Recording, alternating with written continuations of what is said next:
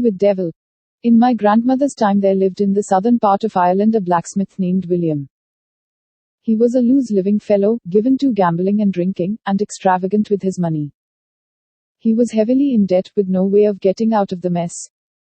So he called on the devil to help him, and sure enough, the devil answered his call. William struck a bargain with the devil which seemed to satisfy both parties.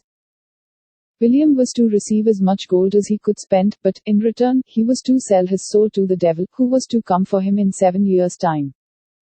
After William had signed the bond with his blood, the devil disappeared in a flash of blue flame.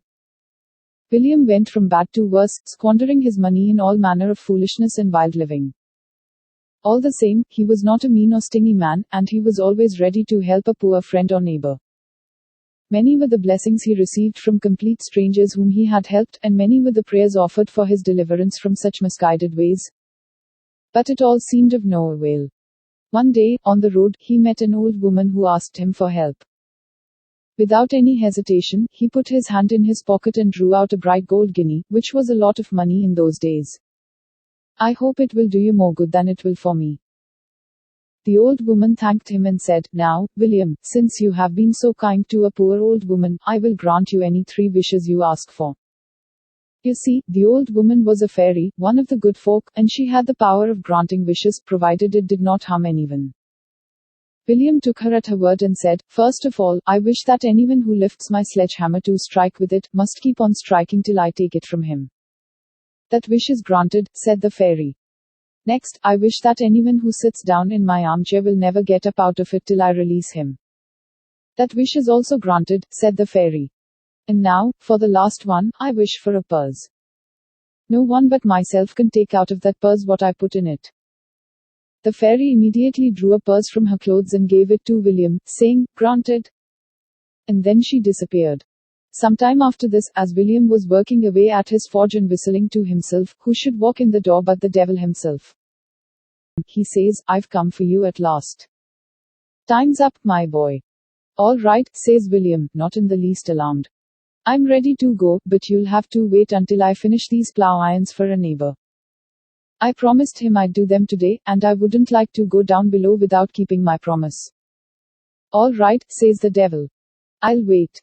Take the sledgehammer, then, and give me a hand," says William, "and I'll finish all the quicker." So the devil took the hammer and began to strike. Well, he struck and struck and struck away till he was sick and tired, and there stood William laughing at him. When the devil was almost ready to drop, he cried out, Will, my friend, if you will only take this off me, I'll not bother you for 5 years to come, and let you have all the money you want till I come again." "It's a bargain," said William, and he took the hammer away, and the devil disappeared. After this, William was worse than ever. He wouldn't do any work until his time was nearly up. Then he pulled himself together a little. One day he was plowing a small patch of ground belonging to him when the old devil came for him again. "I want you this time," says the devil. "All right, old boy," says Will. "Come to the house with me while I put on a clean shirt. I don't like to go into a company unless I look decent." The devil agreed to this, and they went back to the house together. "Take a chair," says William, pushing over his armchair, and the devil sat down in it, only to discover that he couldn't get up again. He was well stuck. Will put on a clean shirt and went off to the market town, where there was a fair going on. He didn't come home till late at night, and there sat the devil, blue in the face with his struggles to get out of the chair. "Oh, Will," he cried, "let me out of this and I won't come near you for another 5 years. So Will let him go, but he hadn't noticed that the devil promised him no money this time. Will soon found that what money he had didn't last long, and people would give him no work because of his bad habits. So Will found himself begging from door to door. When the time came around again, and the devil reappeared, poor Will said, "I am glad you've come, for I'm sick and tired of living. I'm not thinking of playing any more tricks on you." And off they marched together. After a while, they passed an inn, and William said, "Many's the time I had a good meal there, and I'd like to have one parting meal before leaving this world, but I haven't a farthing." "I have often heard," he said to the devil, "that you can change yourself into any shape you like. If you can, just change yourself into a sovereign, and I can go in and get a meal, and then I'll be ready to go anywhere you take me." "All right," said the devil. "I'll oblige you now, as it's the last time, and I know you can't get away from me. So he changed himself into the coin and will put it in this purse. Then he went into the inn and throwing his purse on the counter, called for a number of dishes.